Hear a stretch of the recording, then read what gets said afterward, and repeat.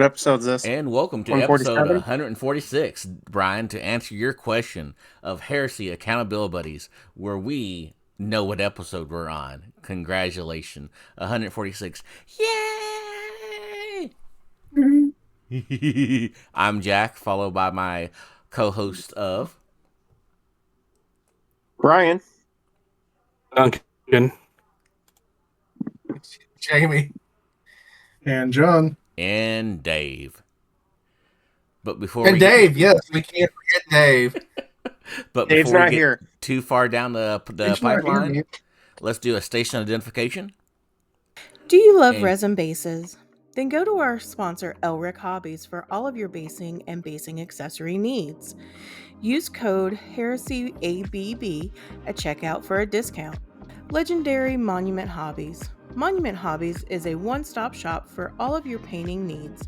Use code HERESYABB at checkout for a 5% discount on your purchase. Pop Goes the Monkey.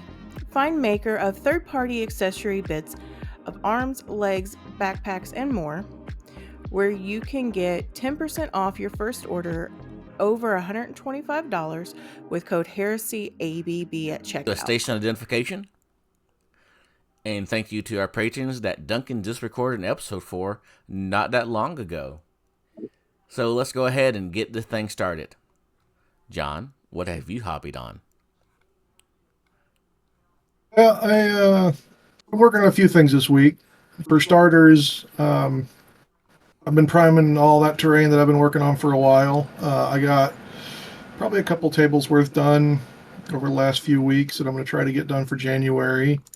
I built my first 3 Thunder Warriors for my Black Shields list. And then I found some transports for my militia that I'm probably going to get printed. So I sent those files off to my printer guy. He said I'll probably have those done by January. And then I had some Seekers I've been kicking around for a while that I never really finished the conversions on, and tripped over the bits box one too many times and said, screw it, I need to finish them. So I did. I built 20 Seekers using the Death Watch, I guess the old Death Watch now that they've re-released them. The basic Mark Marines, all the little pouches and cool stuff on them, and then the legs from Mark III and some various other kits. And then the arms were cut down vigilators. They got that kind of carbine type bolter where it's a little shorter. Cut those down, and myself while working on them, and then That sounds right. combine those with the Invictus heads, because those are the only ones that really fit into those giant gorgets that come on the Death Watch Marines. Got those all finished up, and then I got 2 giant macro cannons in. They're 3D printed from a Kickstarter file set that we talked about a while ago, and I pushed those together so I can kind of get an idea how big they are for terrain. To give the listeners a sense of scale, the end of the cannon is a 32 millimeter round base. They're freaking huge. I have ARs shorter than this gun. Pistols, if the ATF is listening. But yes, they are gigantic. They take up the entire mat that we sold at Adepticon for the podcast. They're freaking ginormous. No glue was required, which I kind of like. They have these little push pins that go in. My thumb really got hurting after a while, so I figured out a way I could push them in with the back end of a pair of tweezers, so I could kind of stop hurting myself on those. But I got the 2 main gun bodies assembled. I got the barrels assembled. I kept them separate so they can store easy for a while. I got the bases half assembled, and then I got all the ammo and loading cranes assembled, kind of keeping everything separate for painting and storage. I'm planning on using them for the Zone Mortalis boards that I want to build later, so these will kind of be the macro guns inside of a ship, firing broadsides out at other ships. And that's kind of really been it for me. What about you, Jack? I continue to get the parts together for 2 Predators for this list that I came up with. And then I weathered a Jason mask for my son for Halloween because from the store it looked like it was made out of wood. And I don't know much about Jason. Pretty sure it's Jason. But I know his mask wasn't made out of wood. Probably like plastic, polycarbonate. I don't know. Bought a heater for my other printer and cleaned up my printing space a little bit. What about you, Jamie, since I'm talking about printing? I've been working on the Titan. It's kind of, I really can't get anything done till it's finished because it just takes up so much room on my workbench. In fact, you can see the upper torso right there. No, painting on it. I've got most of the arm weapons, the main guns, the turbo laser destructor, and the giant melta finished. I went back and started trying to make progress on the base, all the scattered debris. I got that stuff base painted and weathered a little bit, and then I put mud over it so it wasn't just like sitting on the top. It's kind of like down in the mud, so that took a lot of time today. And then I've done some more painting, some more detail work up on the top, like with the void shields.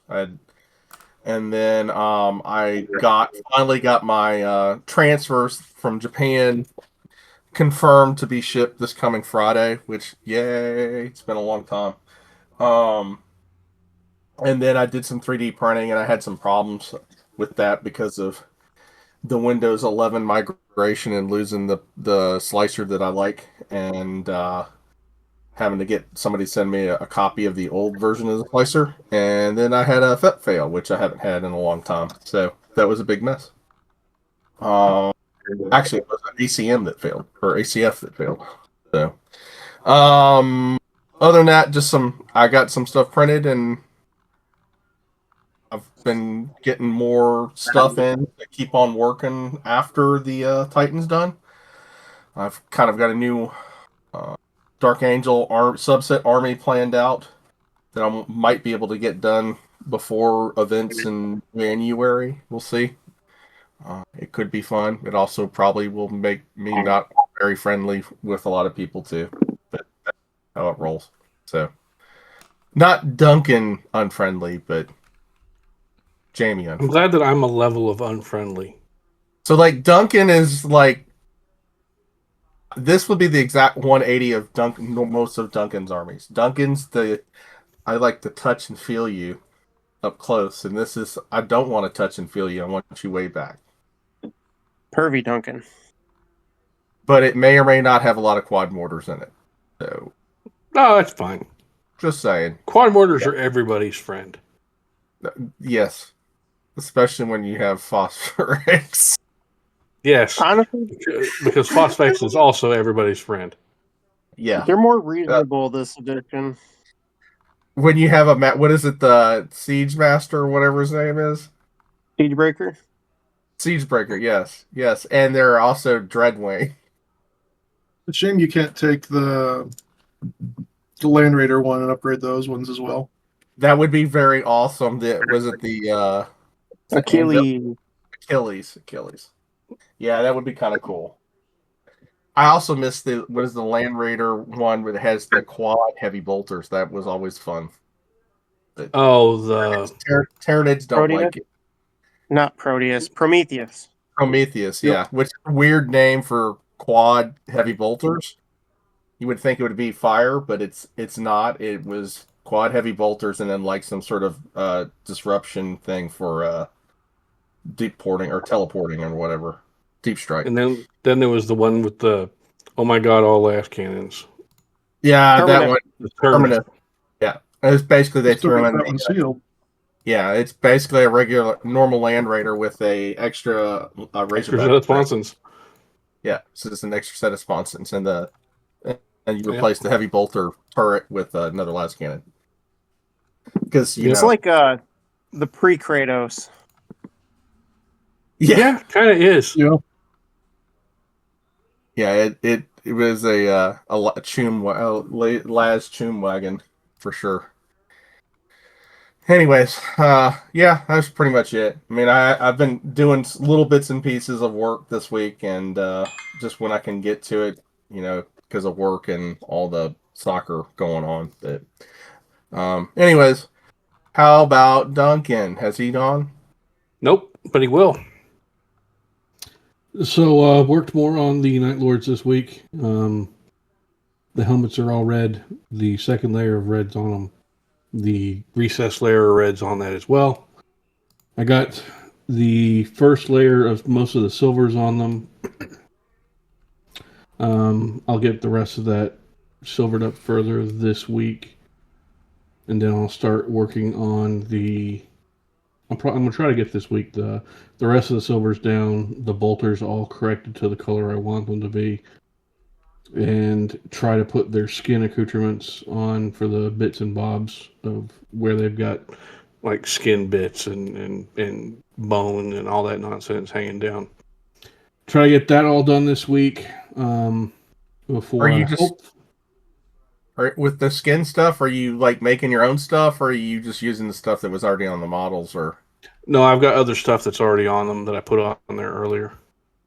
Most of it's bits that are like a bone bit here, or a mask that's got skin on it for the helmet, or a pouch that's visibly stitched together, made out of human skin, human things flesh. like that. I mean, yeah, I mean, no. The only reason I'm asking is because my first Heresy army was Night Lords. If people don't know, so I have a lot of blood and guts on my Night Lords. There's a lot of terror squads. So so these guys would absolutely fit as a terror squad. That's why I used the helmets I did from Pop Goes the Monkey, who's I just love these helmets. They're great.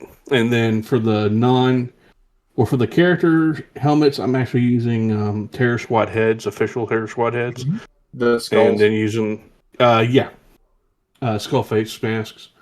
And then for a character, it's a different kind of Batwing helmet for him because I want all the characters to have individual unique helmets. I got these from,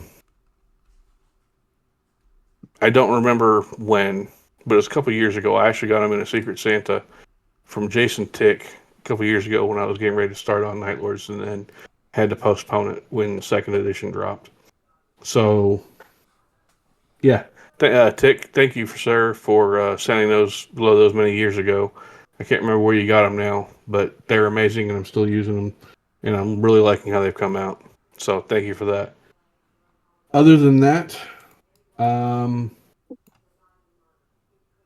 just recorded the Patreon tonight that everyone was there for. Yay, thank you on that. Got that posted up to the Patreon, and that's about it. I had a little bit of sparse week hobby-wise. I was hoping to do more this weekend, but I just didn't get a chance to do it. So, it's what it is. Is that all of us? Has everyone gone? I haven't gone. Bri. What you got for us, buddy?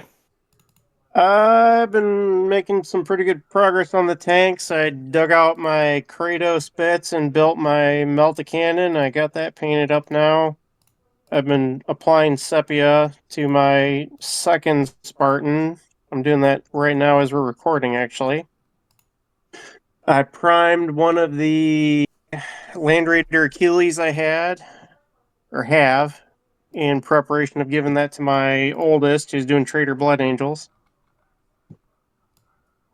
And talking with friend of the podcast, Mr. Chris Bergeron, I had a realization that a vet squad from last edition that I thought was kind of incorrectly equipped to be used for anything in this edition, it looks like it would fit well as a Mortius Poisoner squad, so I got to looking at that unit closer, and they look like a fun unit to do some war crimes with.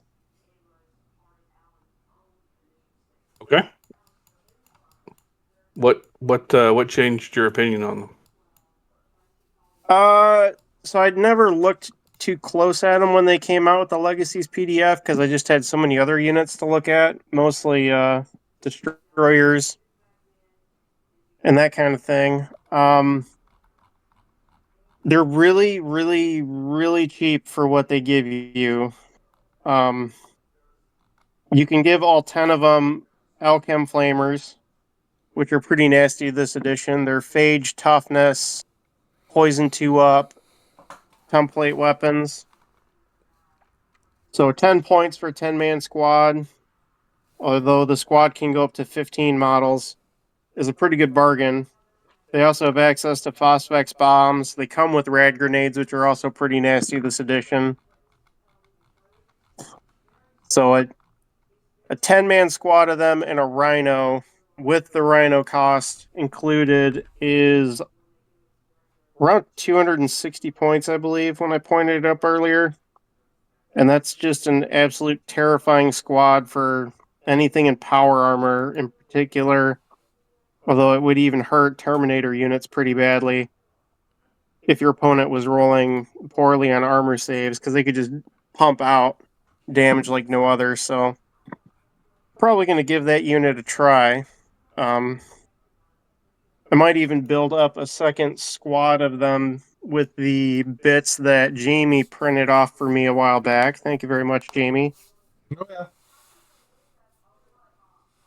I found some slightly Nurgle-fied Mark III and Mark IV looking legs that he printed up for me, and I started building a squad in second edition that I think I was leaning towards Seekers, but now they kind of don't really fit well for Seekers. But they might fit well for Mauritius Poisoners, so we'll see how that goes. Okay.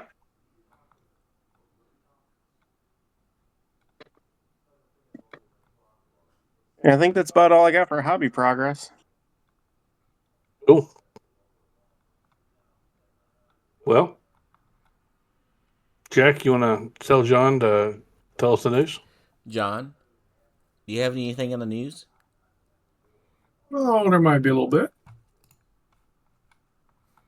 All right. So this week we saw the release of the Trader Enforcer models, the Legionaries with extra parts, the Trader Guardsman re-release, all the cool Ultramarine upgrades and transfer set, the Victrix Honor Guard, Cato Sicarius, Calgar and Terminator armor, the Ultramarine dice,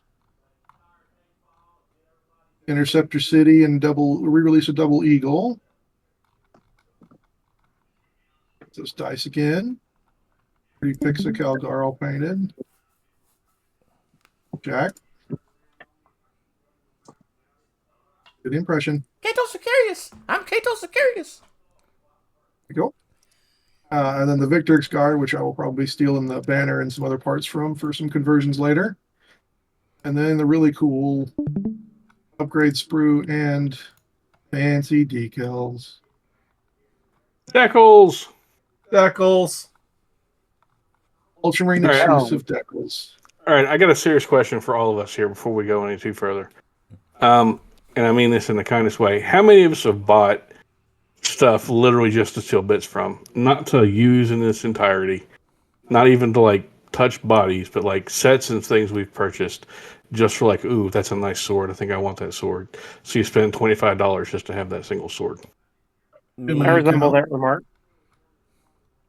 Okay. So, do y'all remember when GW had like a giant parts catalog that you could go and order individual parts from their entire model range? Yes, and most of them were computer. 40 shotguns that way, yeah. Yep. So, yeah, I did that. But of recently... The worst... Sorry, go ahead. There you go. Of recently, no, because if there's something I kind of want, I will usually just at this point print it. So, to be honest. Yeah, before printing took off, like 2015-ish, I think the worst I did was one of the Primaris lieutenants that came out of a store opening had his helmet like kind of half off. Yep. And held in his hand. I bought that model to steal that bit for, and I still haven't fucking used it. Since then, yeah, if I find something I like, I'll either wait until my Uncle Mao gets it or wait for someone to come up with a cool file for it and get someone like Jamie to print it for me. Yeah, I mean, there are some things I've gone and bought in like bits wise that when I've needed them, but usually I'll just print it at this point. I kind of wonder. There's still bit sellers on eBay and stuff like that you can hit up. Like I've done that for certain shotguns, or if I need a couple of heads or something.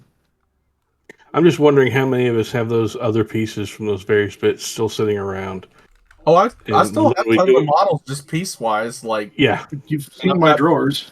Yeah, I've like I absolutely have drawers of parts. So I mean, if you think from all the Toys for Tots, I mean, like, you know, I literally would use an entire, you know, Calth box, let's say.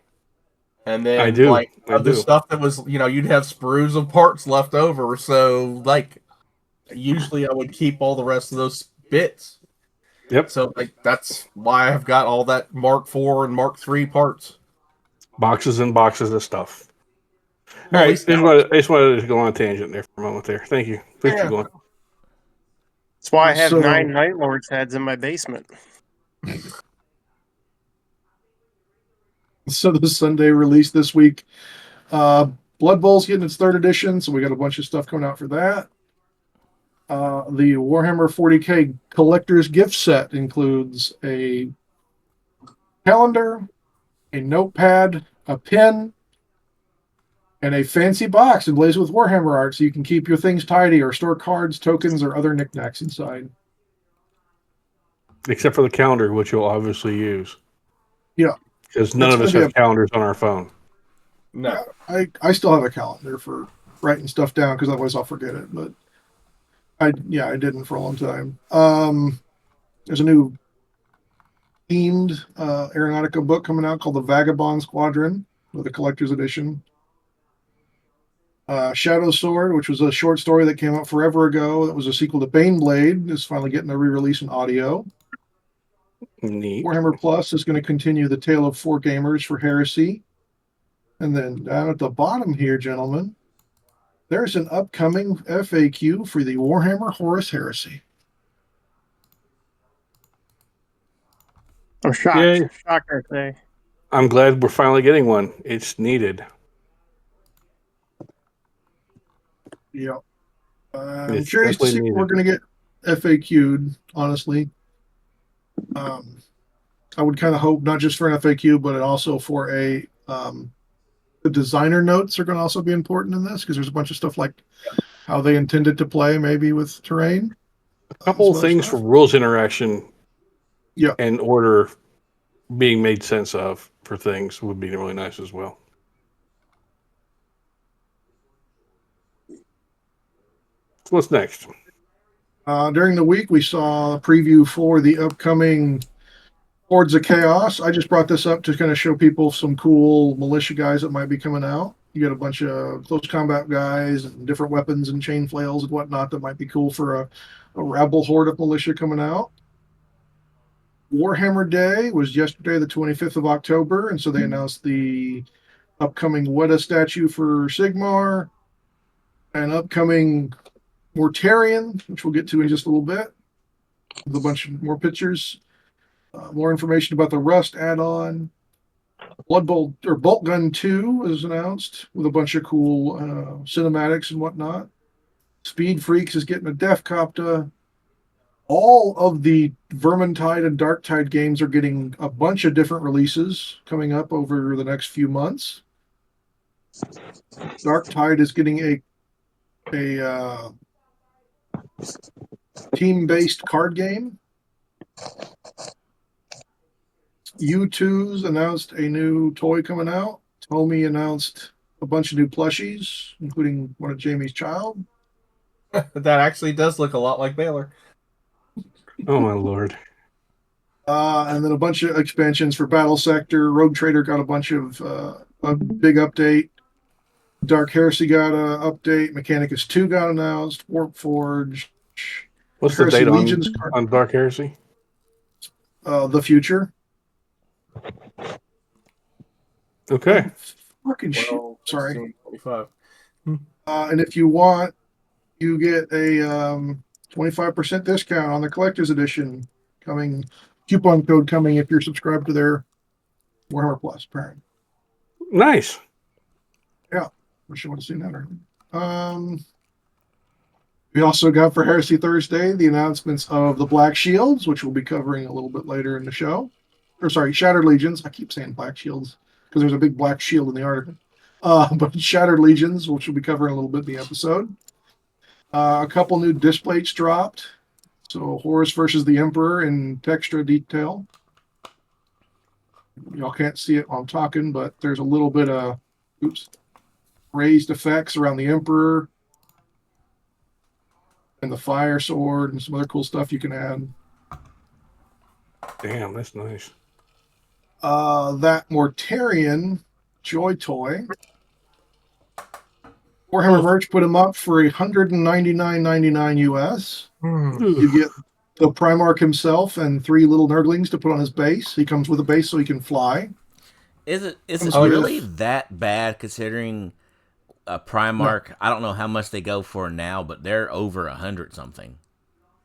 Yeah, this is probably not that much more expensive than the actual plastic model kit. Yeah. Here, keep talking. I'll look up the plastic model. I kind of figured you were. Comes with 6 extra hands, and the eyes of the toy are movable, so he can be looking in different directions if you just take his cowl off and move his. That's great. He's gonna be cross-eyed in like every other picture. So the model, if you were to go out and buy the model right now of Mortarion Demon Primarch of Nurgle, the 40K model is $175. Damn. Yeah, and also you could get it cheaper than buying from GW straight. You can buy it straight from the Chinese factory, or you can buy it through Amazon a couple months after it comes out. I was going to say, there's a bunch of different avenues to get it other than GW that would save you a serious bit amount of money. So yeah, and so Joy Toy also released a picture of him standing next to Angron, the Primarch toy. Apparently, Angryron is one of his wings is almost as big as Mortarion is. Yeah. Angron is a big old boy. How much was he? He has an inferiority complex. I think he was 250 or more. Yeah, he was a lot. He was like, I think when GW had him up, he was like around 300 or something like that. Yeah. He's a lot. Merchoid dropped a new Christmas Goblin mug and coaster. Starforge dropped the other thing that we saw from... No, nothing crazy. Sorry. They dropped the other stuff that we saw from GW's Christmas release. So the Melt-A-Gun keychain, the Plasma Pistol keychain, and the Purity Seals. So we've got the Death Company Purity Seal, the Astartes Purity Seal, and the Ravenwing Purity Seal. And as we said when we saw these from GW, it's nice to see that they've got the writing that's exclusive or specific to the Legion and unit they're with. It's just nice to see these coming someplace else, since GW sold out of all 3 of those things in like 5 minutes because they don't get a lot of them. War Games exclusive is ending Orktober with the Orc Grot in power armor. So it's a bunch of grots in a Space Marine costume. One of them's reaching out of the gut plate to tighten a bolt on the thigh. It's kind of cute. It's kind of bad means on a chapter patch. Yeah. And then there's a Kickstarter out there called The Dread Army. I thought this might be interesting for people doing Black Shields or doing other weird stuff. They're roughly Space Marine / Dark Mechanicus and odd tanks to go with it. So you've got a rolling super cathedral, which is very large by the kind of images they've got. To get everything, all 10 kits is either $69 or $75. Oh, sorry, 100 full army is 119. But every one of these kits, unlike most Kickstarters, are multi-part. So the Marine kit is 25 legs and 10, 15, 20 torsos and different arm sets. The Super Cathedral has different doors and different gun options. And they also have a bunch of cool cultists, which I thought would be really good for people doing Mechanica Malide Militia. So I'm always looking for cool models with like these stim injectors and things like that PW doesn't do a lot of. They put them in like Dark Eldar and stuff like that. They've also got bikes, war beasts that look like Forge Fiends crossed with something out of the Heresy.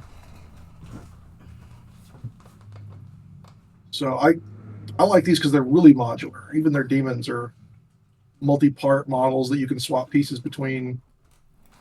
They look very indicative of the old plastic Chaos Spawn kit.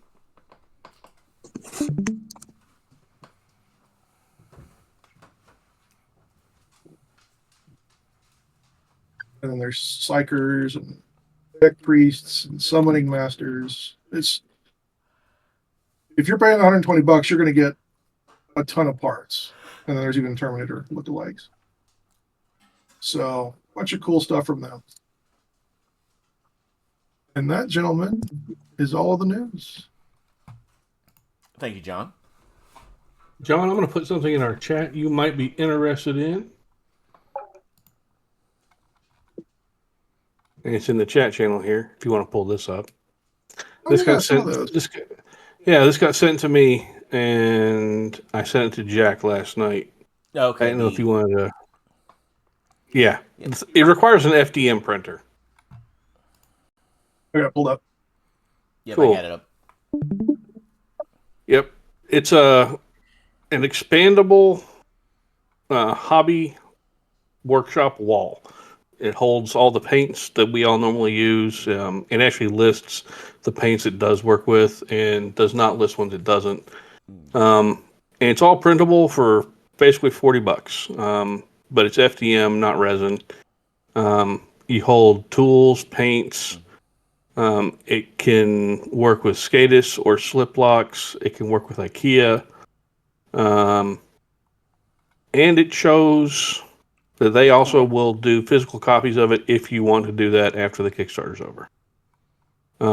But it absolutely looks really cool. And it also looks like you can break it down to carry it with you in boxes and everything else. And it holds all kinds of stuff. So if you don't have a storage solution for your piles of paint that Jack can tell you and confirm that I have spread everywhere on tabletops, it's a mess here.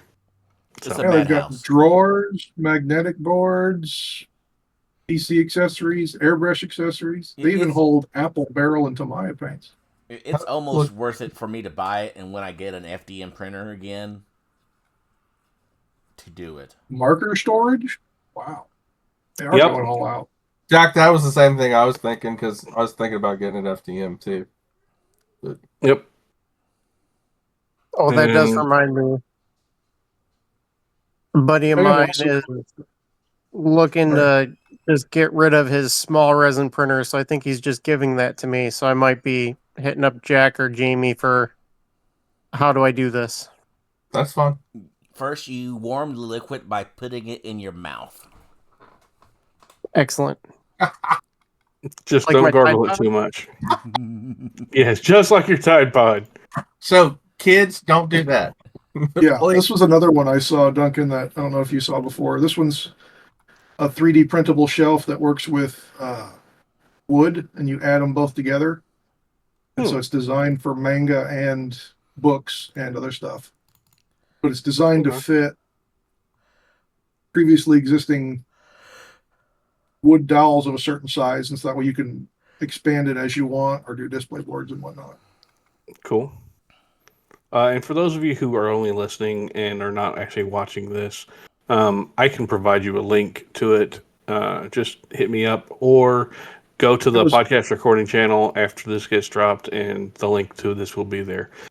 Or you can search on Kickstarter. It was called the Wall Workshop 2.0, and the second one was called the 3D Printable Hobby Shelf.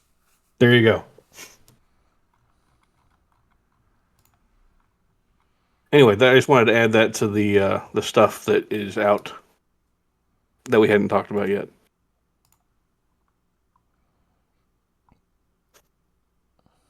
Is there any other news, or shall we step over to everything else? That was all I had. Take It's it been over to the pretty light heresy wise, so yeah. Hopefully, with that FAQ coming, we'll have stuff to discuss next time.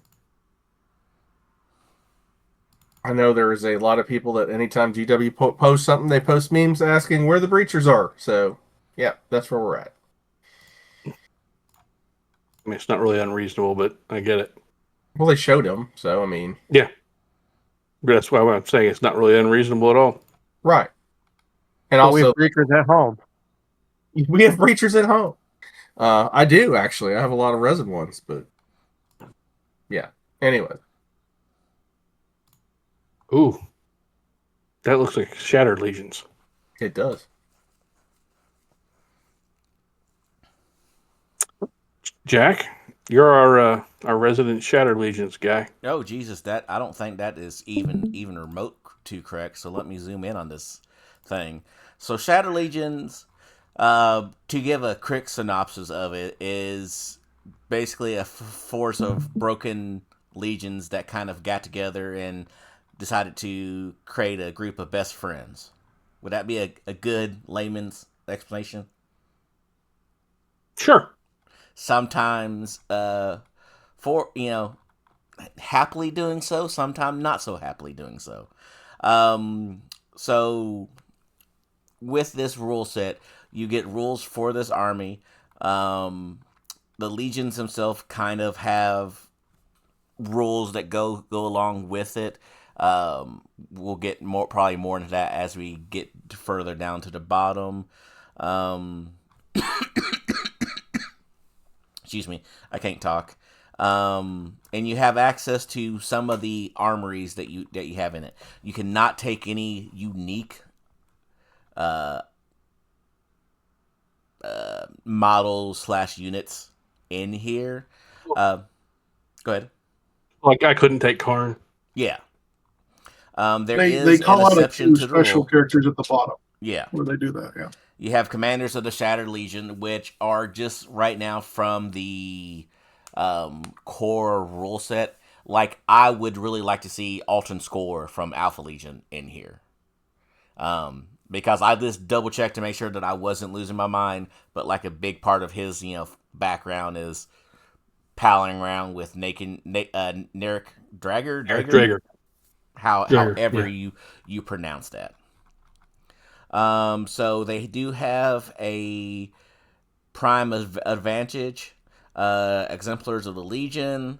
If the unit has the command battle for road, and with only include models with the Shattered Legion's trait is selected to fill a prime force organization, the following prime advantage can be selected. Exemplars of the Legion. Add additional force organization shot to the detachment that includes a unit selected to fill the prime force org shot with this prime advantage. The slot may be added to any battlefield role other than High Command, Warlord, or Lord of War. Note this detachment may gain more than one additional force organization track if this option is selected for multiple units in the same detachment. See here, each unit selected to fill such a slot must be from the Legion Asteros Army selection. May include any model that have a unique subtype. Not include any model that have a unique subtype. Sorry. Have a faction trait that matches the Legion that represented by the model which is selected to fill the battlefield road with this prime advantage. All models in this unit have their faction trait replaced with Shattered Legions and have the following additional rules. A Legion Specialist, see here, if a model in this unit would benefit from the mutable tactic Legion Tactica, it may only benefit from the bonus relation to their Legion whose trait was replaced as part of this prime advantage. And the additional Tacticas are below. Yep, all the mutable tactics, and there's one for each and every single Legion. Then you go so the special characters you can take are Hibu Khan, the White Scars, Pollux from the Fists, Shadrach Medusan from the Iron Hands, Salt Harvitz from the Emperor's Children, and Garviel Loken from the Sons of Horus. Yep. So, that traitor. And so I'm hoping with the hopefully upcoming fact, we might get some expanded upon here. That might be nice. Possibly. It would be fun. See here. And then we have Rider War, the Legion Shattered. All models, Legion Tactica, all models with the Shattered Legion trait, excluding models with the vehicle type, are subject to the following special rule. Mutable Tactics. Models with the Shattered Legion traits have valuable bonuses from the special rule based on which legions have been selected for the army. Models subject to the special rule gain the benefit for each legion that is selected for this army's Shattered Legion detachment. Mutable Tactics benefits for each legion can be found on pages 6 to 10. This is not a huge PDF. If only 2 legions were selected, models subject to the special rule also have the Bound in Blood benefit below. Bound in Blood. Models subject to this benefit gains positive modifier to their leadership and cool characteristics as the battle progresses. Models in this army subjected to mutable tactics special rule may modify their leadership and cool characteristics by +1 during the second and third battle turn, and +2 during the fourth any subsequent battle turns. For the rare times when you're actually running a 5-turn game, you get more bonuses as the game goes on. I like that. Yeah. +2 or +1 to your cool and leadership are not terrible. I mean, they're used the most. Yep. So, and then I mean, we get into all the mutable tactics. And my voice can definitely not bubble through here, so I'm gonna tag in Jamie for Dark Angels because I feel like that is very apt, if you will, Jamie. So, Dark Angel, basically, models that are subject to this benefit are only affected by Fear X special rule when they are within 6 inches of a model that with that special rule instead of 12. So, I guess they would get this. They're not. I'm not going to say they're fully fearless like they would be in like 40K or something like that, but like it gives you it gives you more of a bubble to stay. Without having to take that test. If the Dark Angels Legion was selected for this Army Shattered Legion trait, models from that army are subject to mutable tactic special rule are only affected by Fear X special rule within 6 inches of a model that has that special rule instead of the standard 12. See here, Emperor Children. I was going to say, hold on before we do that. One thing we kind of have to key into here is mutable tactics are available no matter how many different legions you include in your Shattered Legion list. The Bound in Blood is if you only take 2 legions for your Shattered Legion, but the mutable are for all of them. Yeah. Yeah, so basically you build a normal Marine army, except you're going to be including it from multiple Marine legions. You lose access to your basic traits that you're used to, and you gain access to all this other cool stuff. And obviously you should be painting these to represent the legions that you're stealing them from to get the special rules. They're just all black. No, that's Black Shields. No, I know. We did that last time. Yeah, we did them before. Where we all came up with the list of 31 Centurions. Yep. I refuse. So the example was this guy paints Iron Hand Salamanders and Raven Guards for a tactical squad, so that unit's sergeant is a Salamander, and we'll get to what they get. So they get special access to their war gear and stuff like that. Jamie, you finished Emperor's Children? Sure. A hit test result, a 4+ is always successful for models subject to this benefit. And that's if Emperor's Children. Yeah, melee attack. Melee. Yep. Yeah. If Emperor's Children Legion was selected for this Army Shattered Legion's trait, then making a hit test for melee attack for a model from that army subject to the mutable tactic special rule, a result of 4+ is always successful.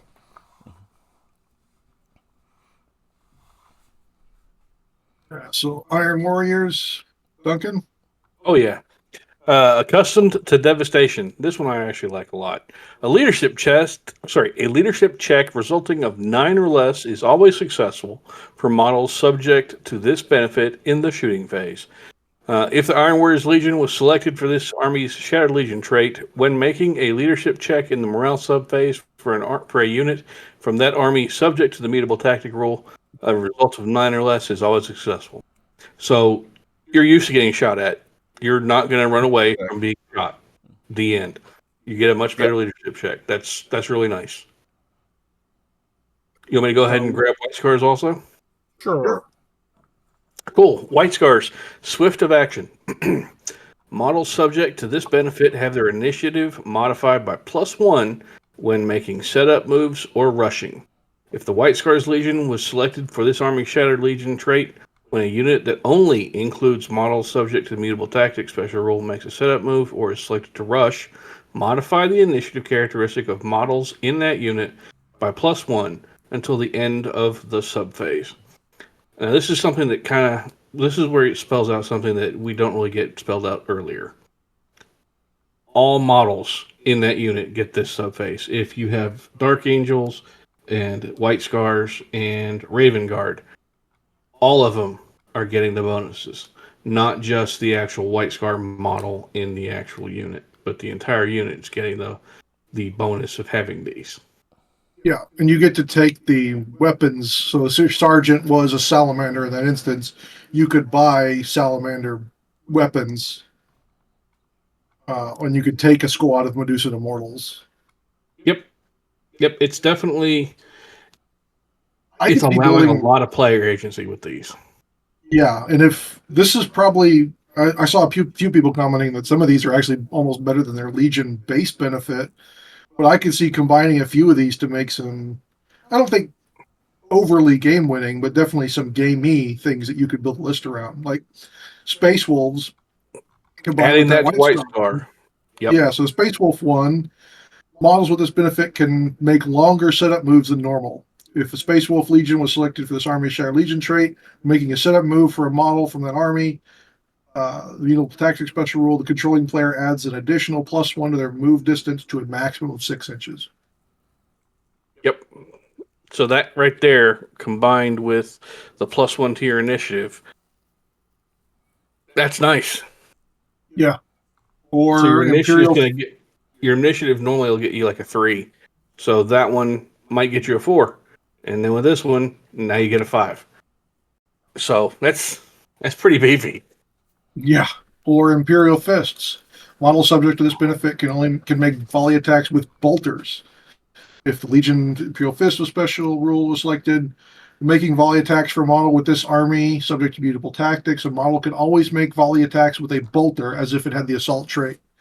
Now think, if you're going to build the Pollux army, you take Iron Warriors and you take Shatter Shells for your bolters. Now you have assault shatter shell bolters. Yeah, that's heinous. You're heinous. I like it. I know, but I like it. I mean, it's neat. The way they're working this is actually really, really neat. Who wants to go ahead and do Night Lords? I figured that'd be you. Oh, okay, sure. Murderous Reputation. If any models are destroyed by a model subject to this benefit, the controlling player scores 1 additional combat resolution point.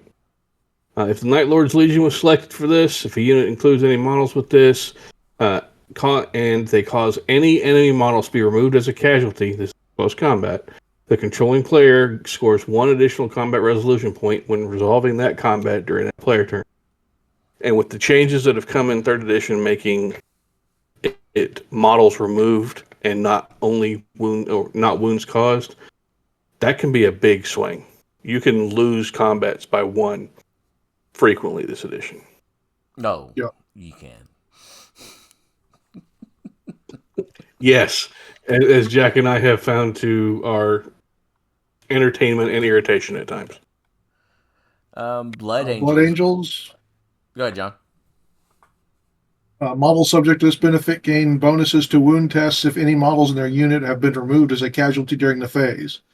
If a Blood Angels Legion was selected, a wound test for the melee attacks of the model, add a +1 modifier if any models from the same unit have been removed as a casualty during that phase. Yeah. So you're going up against weapon skill 5. Now they're probably going to hit before you. Now you're hitting them back at the same. No, it's based on initiative. Yeah, so weapon skill 5 units usually have better initiative too. So Yeah, that's fair. if they kill you, which they probably will because their weapon skill 5, now you're hitting them back better. Yep. So if you include that on, say, a Blood Angel jump squad or a squad that includes some Blood Angels with chain axes who are striking 1 initiative less, and you're already getting +1 strength, now you're basically getting another +1 strength. You're hitting on whatever. If you included someone from the Emperor's Children, so you're always going to hit that weapon skill 5 guy on a 4, and then you're going to wound them on 2s. Yeah, count me in. Yeah. I like that. That's nice. I'll do Iron Hands, and you can take World Eaters, and I'll do Ultramarines.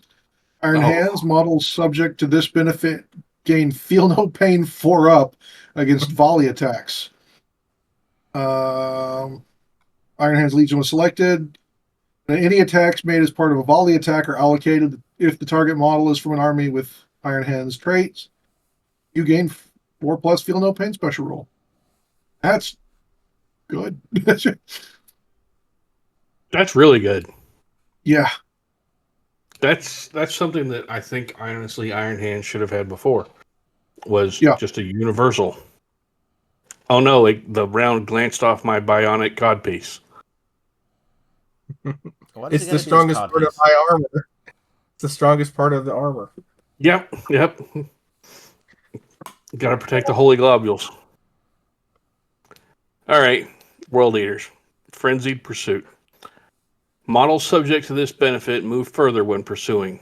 If the World Eaters Legion was selected for this army Shadow Legion trait, when a unit that includes a model from that army, subject to the Mutable Tactic Special Rule, pursues an enemy unit, the controlling player can add +2 to the distance moved. So you're more likely to catch up with them, tie them back up in combat, etc. And kill them.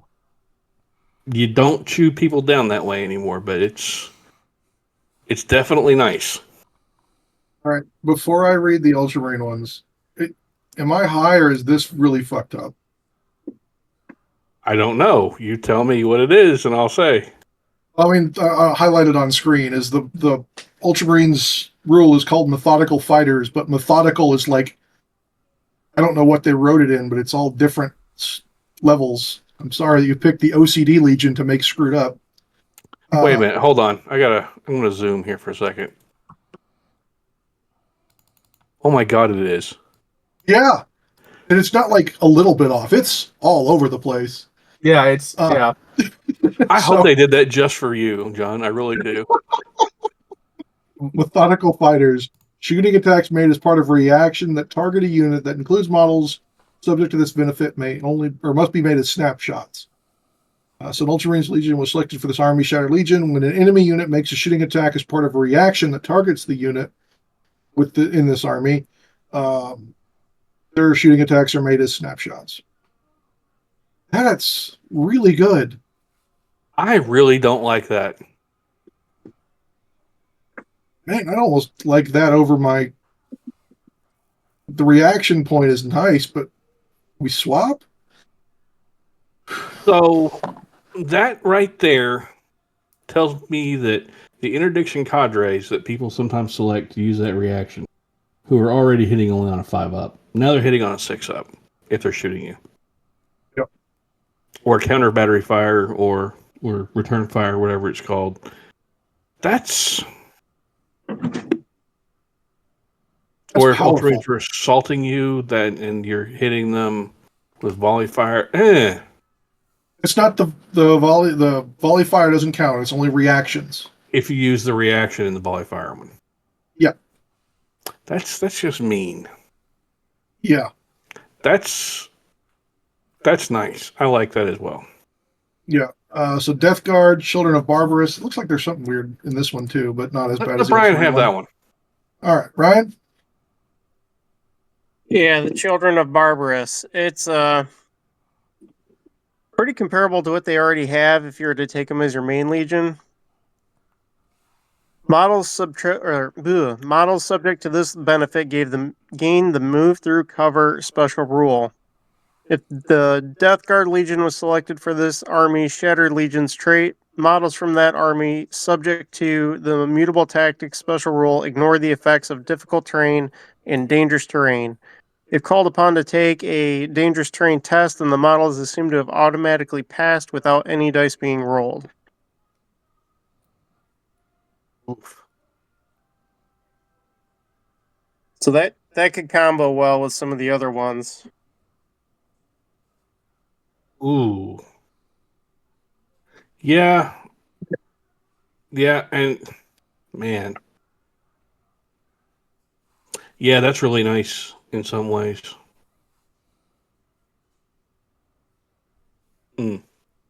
Yeah, that's pretty beefy. Jamie, you want to do the Thousand Suns? Sure. Conjure delusions.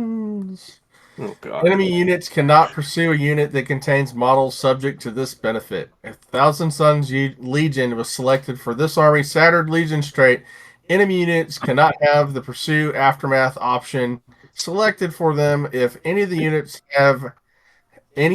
that had the fallback option selected for them include any of the models from an army subject to the mutable tactics special rule. So Duncan doesn't get to keep stabbing? Yeah, that's exactly what that means. That's rude. That's why Duncan cries. This makes Duncan cry. That's rude. Hurt him right in the feels. Yep, Hurt him all in the my feelings. feels. Do you want to take Sons of Horus, Duncan, because that's up your jam? Oh, sure. Sons of Horus, brutal tradition. Models subject to this benefit gain a bonus to hit test while outnumbered. If the Sons of Horus Legion was selected for this army, yada yada yada. When making a hit test for the model from that army, subject to the mutable, add a modifier of +1 to the result if the controlling player controls the fewest models in that combat. Models with bulky X count as a number of models equal to the X in the variant of bulky. So, well, yep. Normally, when the Sons of Horus, they usually have a lot of elite units, don't they? So they would be lower on numbers. Yep. But also a lot of those numbers, or all those elites, are with slower striking weapons. So you might take a casualty or two before you get to them. Then you have lesser numbers. You're no longer outnumbering them, so you get a +1 to hit. That's kind of nice. I kind of like that. Anybody want to take everybody's favorite legion? Jack's favorite legion. Zealous Devotion. When making a charge roll, unit that includes models subject to benefit, 3 dice are rolled, and the 2 lowest are discarded. When making a charge roll for a unit that includes a model from an army that subject to the immutable tactics special rule, the controlling player rolls 1 additional dice and discard the 2 lowest dice. It means that you can hopefully charge just a little bit further. Salamander. Man. Salamanders. These are just, it's like they're getting better as we keep reading, too. That's the funny part. So salamanders, except for this one isn't as good. Models subject to this benefit are not affected by the Panic X special rules on flame weapons. If a Salamander's Legion is part of your Army Share Legion trait, you're not affected by any variant of the Panic X special rule on weapons that include the flame trait. Okay. Why not just make it not affected by Panic X?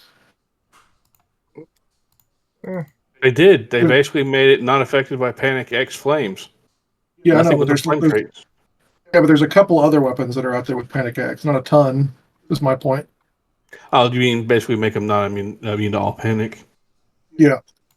This one fits and it's kind of fluffy.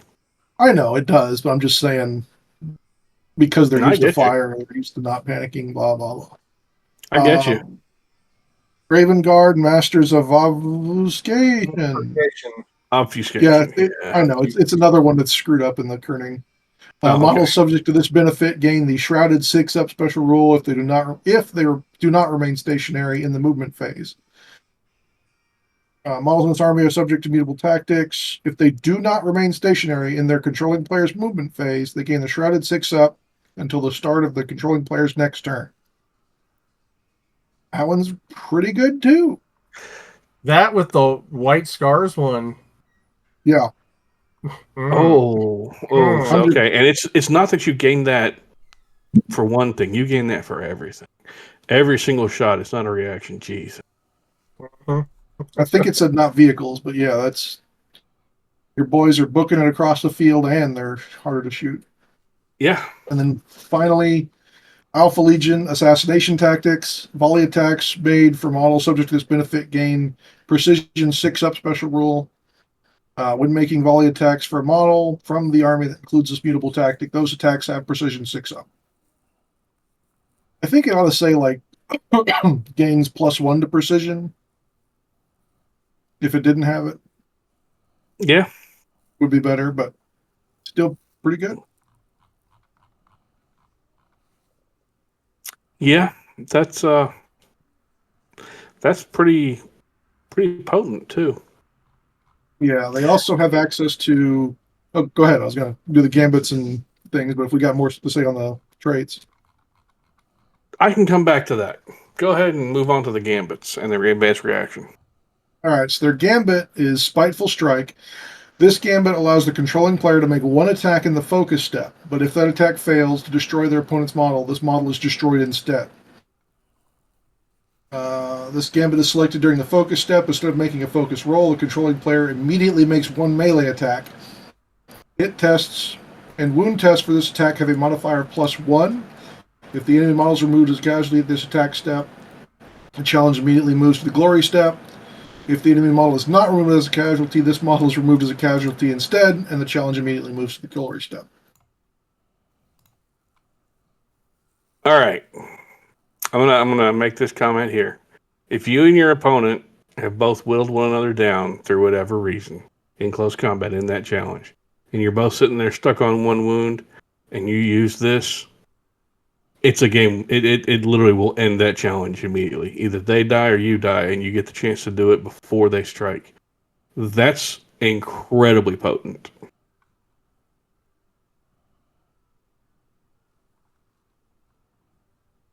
That's really a beefy one right there. Or if you've got some crazy high damage weapon. Yeah. Yeah, if you've got something that's ridiculous, that can do it. I mean, you're already getting a bonus to hit, so assuming your characters are at least weapon skill 5, if you're a champion going up against a praetor, you're already hitting, say you're a praetor going up against just a regular, whatever the hell, non-praetor. You're already hitting him on a +1. Now you're basically hitting him on a 2+, and depending on your weapon, you're wounding him on a 2+ as well. That's really nice. Or if you're just a centurion going up against a praetor, and that praetor's got 1 wound and you have 1 wound as well. Yeah, you're definitely getting better, and you're definitely going to hurt them. And I like this. I like this a lot. Yeah. Their advanced reaction is the first one we've seen with a variable cost called Exact the Price. This reaction allows the reacting unit to improve their characteristics when charged by an enemy. It costs 1, 2, or 3 points. The targeting unit is always the unit whose charge triggered the reaction. The reacting unit is always the unit that declared. So if you're charged, you declare this. If you spend 1 point, you gain +1 to your toughness. If you spend 2 points, you gain +1 to your toughness And a bonus attack.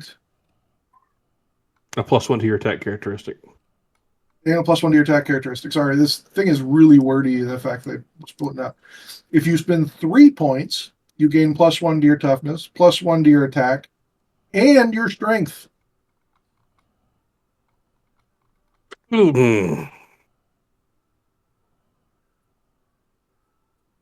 Okay. So I have many multiple thoughts about this. as a whole document, it really lends itself to people who have large collections of various different legions and want to throw stuff together to make a thematic thing based on, use for example, Istvan or Beta Garmin or the fight on Earth or Terra. All of them. This document really breaks everything open and lets you kind of have a wild field of what you want to bring and play with.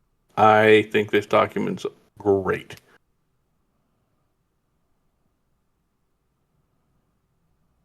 Yeah. There is so much theme that can be pulled out of this. And it's not penalizing you for going overboard. So if you do limit yourself to 2, you get the bonus, obviously, but it's not like the other Shattered Legions we've seen in the past where you get bonuses and negatives or other weird stuff, or your bonuses are contingent upon the number of models in the unit that's contingent upon the phases of the moon, all the other weird stuff that can happen in a game. This is just flat good. Yep. I think this is following up Black Shields. Black Shields was good. This damn near phenomenally good. I would, on a scale of A through F, as we all use occasionally, I'm giving this one a solid A because it's just that good. I also like how they call out in the document how to use it. Yep. So they give the example of Quinn making their list, takes appropriate units, and they select a Iron Hands something squad or Medusan squad. And because it's a Medusan squad, you don't get the Salamander bonus because it's a pure Iron Hand squad. But if one of your sergeants was a Salamander, they can take Salamander forge upgrade weapons. So it even calls out the weird little niggledy things that you would think coming into this list were going to be odd. Yep. And you can actually use only models from one legion at one time and apply only their rule to that one. It's definitely a lot better shape than it was in second edition. I would honestly say it's in better shape than it was in first edition. Yep. Second was almost unplayable because the amount of bookkeeping you had to do every shooting turn. Every turn. Yeah. And it would change mid-turn depending on which models were alive and weird shit like that. Like, and it even told you not to use it in like events. Yep. And I really absolutely love the fact that they specifically on page 2 of the document say, and I'm just going to read it. Designer's note: the selected legion should be represented by a painting solution in the army controlling player's army, and the models of each unit should, as far as possible, represent the legion selected at this stage, with models painted in the appropriate schemes as far as possible. Flat out calling you out to tell you if you're going to play with 2 units or 2 different color schemes for this guys, and you're going to take Sons of Horus and Space Wolves, you've got to have a reason for why you're doing it. They've got to be painted for that, set up for that. Not just, you can't have all of them be Space Wolves and have a couple of them that you're claiming are World Eaters or Thousand Sons or whatever. You've got to have them painted properly. And I think that's something that we primarily as a community, we already paint our stuff to fairly high standards. And the fact that they're calling it out as you can't just throw a Legion of Grey out there, yeah, I love that. Yeah, I bought my buddy's 3rd edition Raven Guard army about 12 years ago, and I've kind of had it sit in the corner, not working on and adding to it, just because there's always more Ultramarines to paint. But looking at this, it kind of makes me want to rebase them and get them quicker. Yeah, I can see that. This right here definitely gives me reason to think about other stuff for projects that I've already completed and combinations thereof. Man, And that's why we're giving this an A. I mean, think about that from a GW point of view. We already have giant armies, and we're thinking this is cool shit that I can add to my already existing force, or maybe add a couple new units. That's money at the end of the day. It's what they want. yeah, it is. Add this to the Black Shields, both of these two being highly rated. Probably the two best PDFs other than the expanding all the core units. I think this is right on track, showing that this is going in a positive direction we all like. I don't think we've had a bad PDF this edition. Demons. Yeah, okay. Sorry. Let me Yeah. tell you. I'm sorry. This last event, there was someone running pure corn, and he was ripping tables left and right. He had Sovereign and Cabanda. Oh God. Okay, yeah, it can be overpowered, but the Demons Codex Honestly, isn't that awesome. Cabanda isn't that crazy once you consider how combat's different now, in my opinion. Yeah, he won fairly handily because game one the Death Guard couldn't get their shooting off correctly, and then game two was closer, but it was a guy it was like his third game, so he didn't play the mission as handily. But yeah, it was basically a red tide, and he knew that he had to throw it at them, and that's what he did. Jamie, Jack, what do you all think of this one? I like it. I like it. Yeah, it's pretty good. I think I still like Black Shields a little better, but I think it's overall pretty good. I mean, as we've already said, or I think maybe Duncan said, like the only kind of not so good one was the Demons PDF. So overall, like all these rules expansions that we had to wait a little while for, I think they've been worth the wait. You know. I mean, I know people were upset that they didn't have everything right when third launched, but I think a couple of the ones that have been coming out the past month or two or whatever that have been a bit of a wait or have been worth the wait. The only thing Absolutely that correct. bothered me was not having the legacy units right off the get-go, but they mostly just hurt themselves by that whole debacle. Yeah, I can Agreeable. agree there. I totally agree with you, but I mean, like I'm saying, like Demons, Demons, Black Shields, this, and Militia. then what was the not the IG, but the Militia. have all been good. Other than, I mean, Demons has some parts that are really good, and it has some other parts that are just stinker. But I mean, I think they've all been worth the wait up to this point. Okay, And let me ask y'all this. What's the over-under on the Zone Mortalis PDF shitting the bed? Well, that's what I was just going to bring up. I was like, what's going to happen with ZM? Is it going to be a total stinker? Is it going to be good? Are we going to get stuff that's worthwhile and a worthwhile addition to the game? Any rules for ZM are going to be a worthwhile addition to the game, even if people choose to play it slightly different and modify it to make it more fun and interactive if GW does shit the bed. But that said, at this point, given the direction that everything's been talked about, everything's been written, I'm going to say that there's fairly good odds that the ZM mechanics that come up with for us are going to be solid. Well, I mean, can I paraphrase this? Yes, please do. So, if you've looked at I know we have the core missions in the rule book, but like the journals have all had additional missions. How have you felt about the journal missions in comparisons to kind of maybe be a preview for the ZM? I've only played one. Which was the one that John talked about before, the advancing objectives one. Right. Yeah. Just a quick overview, how did you feel that worked? Did it feel fluid and intuitive? I didn't get super involved with reading how the mission functioned. My buddy Tony did all that. The mission was interesting, but I don't think it's a mission that you should just walk into without planning on being one side or the other. This is the first wave one, right? It's the one where the 4 objectives march back towards the defender zone. Yeah. I had a lot of infantry, quite a bit of line.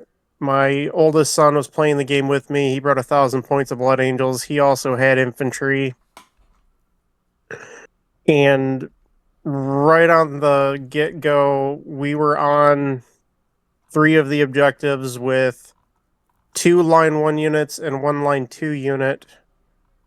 And we just quickly walked away with a VP advantage. So if you're being the defender, I think you would need to plan accordingly on what your army is going to be like composition-wise. Otherwise, it's going to be a big struggle for you to really keep pace. But it was enjoyable. Okay.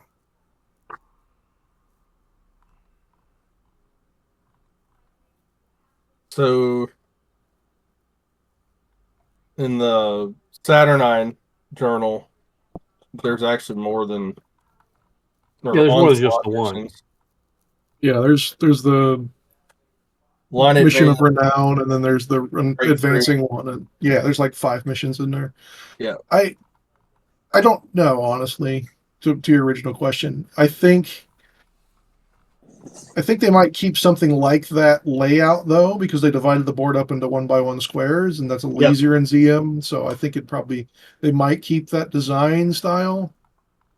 I've been kind of shying away from writing missions for my event, mainly because I'm kind of waiting to see what they do with ZM.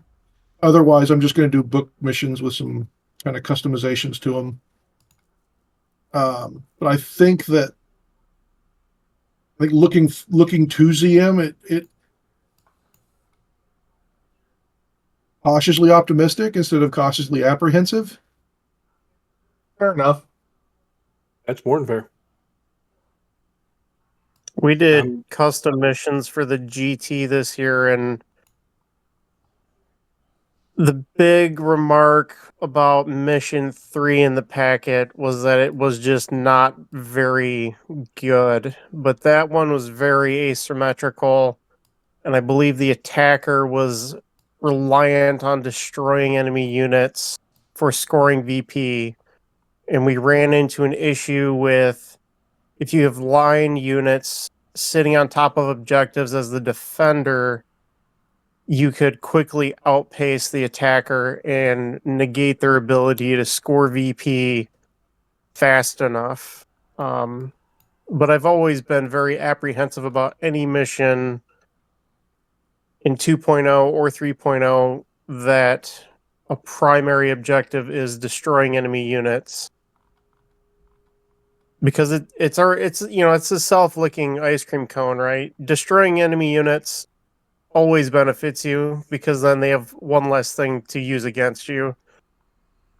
And making it a sole objective for a mission, or a primary objective for a mission, can make things get out of hand really fast. Yeah, I'll see that. Yeah, I could too. Especially if you're fighting something with either, you got to think of the 2 extremes. Knights being few model count, you're going to get the bonuses for Godslayer or whatever and some other stuff, and then the opposite of that being militia, or Duncan's in my Black Shield army with 32 individual units. There's going to be a lot of points in there. Or even a infantry heavy solar ox army will be in a bad spot for that kind of mission. I think we all kind of agree we want to see what's going to happen. I'm looking forward to it, as John said, cautiously optimistically. I'm hoping they continue this trend of good rules. I really am. Because after that, we also, I think, are supposed to get I don't know if we're getting a book for the Sisters of Silence and Custodes, or if we're getting another PDF. I'm kind of hoping a book, not a PDF. I thought it was a book. I mean, I think it's a We've book. already got a PDF for Sisters Silent Yeah. Custodian. You mean an expansion? Yeah, expanding on that. They were supposed to get like Yeah, a I would- full-blown book for them, I thought. I also like have the same impression. Yeah, I thought. I yeah, would like that. Maybe And some of the also- units they took away. I also really want to see that the Istvan campaign book expanding everything. Like a collected, when they've done the next release, like the first one and then the Saturnine one. I want to see what the next one is. If it's the Istvan one, I want to see how they take that, where they go from. Because honestly, this and Black Shields and the stuff that's come out for now just gives me hope for the rules writing and the creative team. It really does seem like they're putting in a lot of extra effort as compared to what we had before, if that makes any sense. I have Yeah, something for John to consider. Uh-huh. And I'm very curious as to Duncan's thoughts on this as well. But since we have different soft stats now with cool, willpower, and intelligence,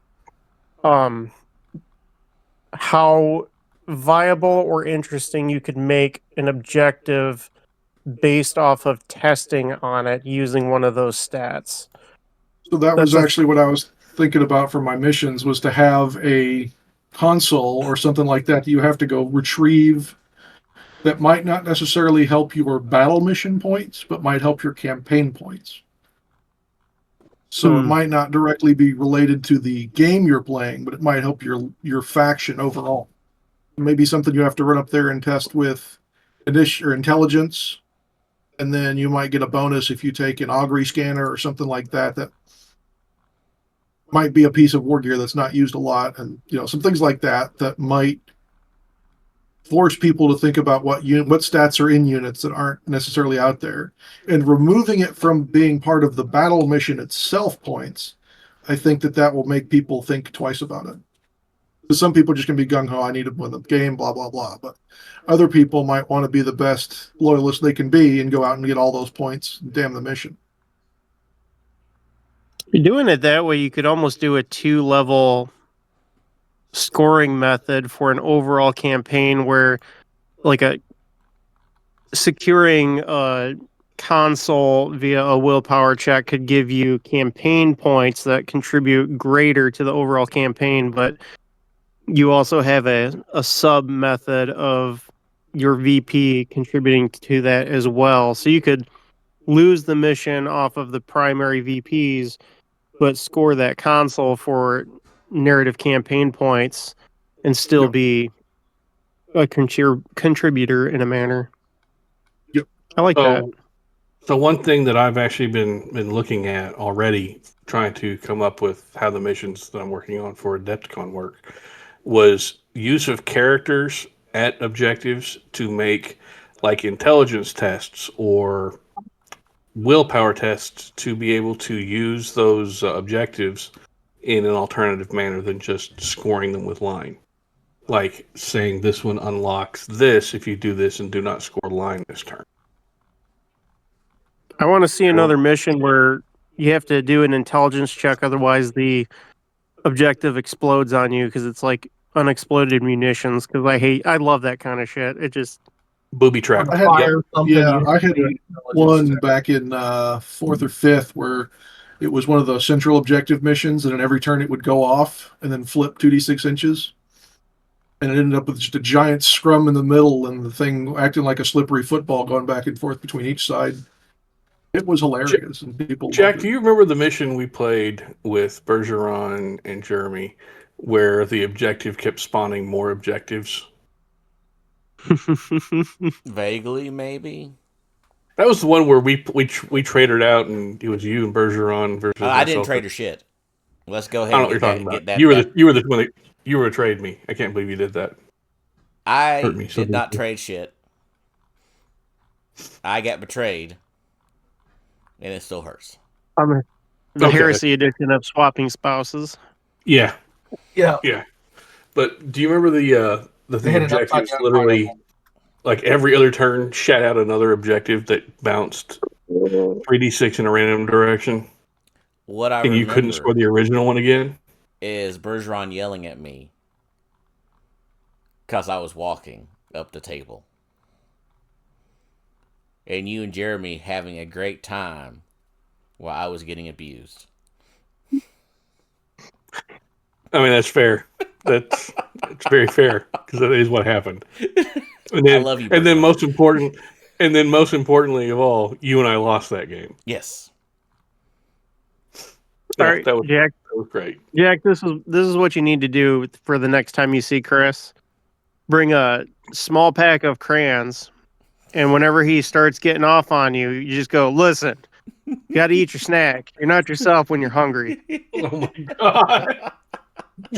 Jesus. Oh, buddy. All right, let's do our shout outs and call it a night, guys. Any events we need to throw out there? Yeah, so my event is January 16th, 17th, and 18th. We've got a new venue for the event. It'll be down in Houston, Texas at the Forge Gaming Store. It's just a lovely, technically 3-story gaming area. So there's a little downstairs area, usually for card games. There's a middle floor for shopping, and then a top floor for gaming. They've given us almost the whole store, so we're going to be able to accommodate 32 players now. So I'll be updating the event tab and everything like that, and then pasting that onto our Facebook group and other messenger places. And that'll be great fun. Looking forward to people coming out for that one. Cool. Sorry for the venue change from DFW to Houston, but some stuff has come up. And if you want more information on that, I went into it a little bit on detail on the patron episode where you can contact me. Sounds good. I'm going to throw out an event shout out to the guys over at Bolters at Dawn. I'm going to read the blurb that I put into the upcoming events thing about Bolters at Dawn is a hobby-focused wargaming group located in the Cincinnati metro area. They play mainline GW, dabble in all other things. They have a yearly capstone event called BolterCon. BolterCon started as invitational, grew into a small convention over the years. They continue to grow, and this year is no exception. They've got 2 GTs and a narrative heresy camp. They've got an old world tournament. There's doubles events, RTTs, and stuff like that. The heresy group campaign that they have is going to be a 3-way group. It's got third edition. It's got their version of ZM, and they also are using Legion Imperialis. All these games are set in the Shattered Frontier.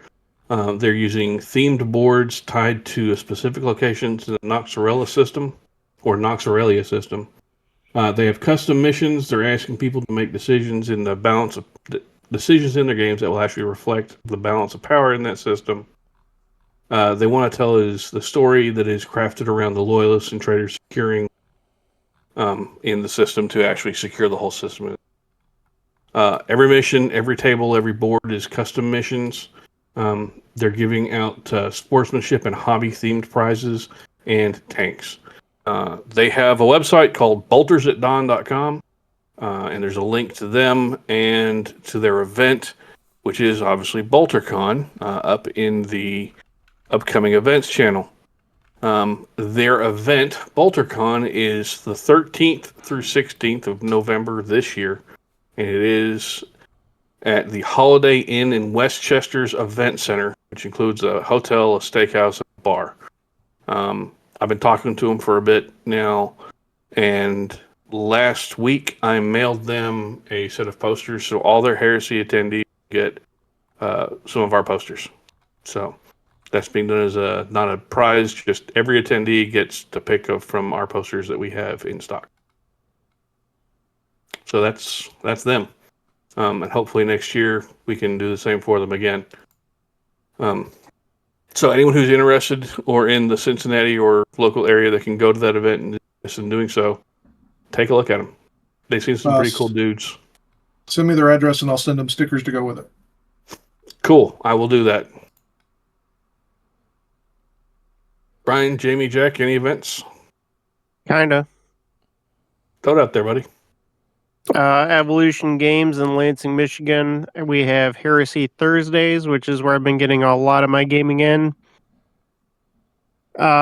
Still trying to get Sundays going at Hoplite Games in Lansing, Michigan as well. That's been a little bit slow going, but I've also just had a lot of stuff fall on Sundays with birthdays and family stuff and all that good things. Nothing that Jamie's not familiar with at all. That's all I got. The Bama guys are trying to have another, I think, a one-day event in January-ish. Maybe later January-ish. It's nothing official yet, so keep your eyes peeled for that. They're usually great fun. I know there was some talk about maybe going up to an event up in Tennessee with a group of guys over, I think it was Cleveland, Tennessee, towards, was it Chattanooga? Other than that, that's pretty much it. Cleveland, Tennessee. As Jack once said many years ago when he and I were going to bed down there, the home of the world-famous Cleveland steamer. And on that note of, yeah, I'm not going to touch that. John, do you want to take us out of here? Yeah, everybody, thank you for listening to us, the Heresy Accountability Buddies, on our 146th episode of the Heresy Accountability Buddies podcast. I'm John, and I've been joined by... I wonder what Dave thinks about the French. Anyway, Brian. Duncan. I quit. Say your name. I'm Spartacus. Okay. And Jamie. Sure. Oh, Lord. Be sure to join us next week when we're going to cover an FAQ or get back to our regular Legion scheduled podcasts. I know we've had some requests. Yeah, we've had some requests. GW just keeps releasing stuff. God, it's so hard. First class problems, sir. First class problems. Yep. Very true. Always remember to stay accountable to yourselves, your buddy, and your hobby. And we'll talk to you next time. Bye-bye. Like and subscribe, and see ya.